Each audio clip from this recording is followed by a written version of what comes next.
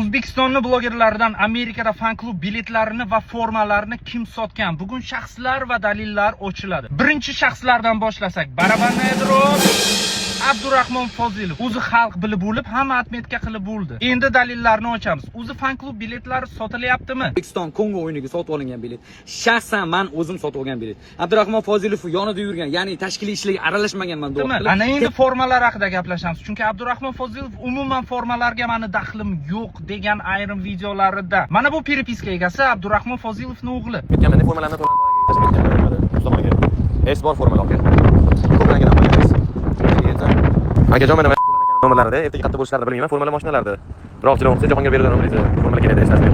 To'g'rangiz aytadi. Bu formalar $40, $50 edi, lekin futbol kunlariga yaqin qolganda bu formalarning narxi $100 va undan ko'proqga ko'tarilib ketdi. Nima uchun? Lekin biz bilamiz, bu inson o'zini qo'li bilan va bir o'zi buncha biletlarni sotmaydi va bu yerda kimlar qo'shiladi? Barabanedrov Viza ololmagan akalar, bilamiz sizlar bilet olib qo'ygansizlar. Masalan, Portugaliya o'yiniga, Kolumbiya o'yiniga. Agar biletinglar bo'lsa, bizga beringlar, talabgorlar bor. Men sotmoqchi bo'lsa, aloqaga chiqinglar. Faqat bitta narsani ochiqchasiga aytib qo'ying. Masalan uchun biletingiz $1000 bo'ladigan bo'lsa, shuni miyada 600-700 ga berib yuboraman degan narsa bo'lishi kerak. Bo'lmasam, iloj bo'lsa, o'zingiz Toshkentda sotib oling agar imkoni qilsangiz. Lekin Abdurahmon Fozilov bilet sotganmi, yo'qmi? Qana qilib bilamiz? Oka, assalomu alaykum. Tuzumni charchamayapsizmi? Oka, Abdurahmon bilan gaplashgandim. Bilet bor ekan $1000 ekan, oka.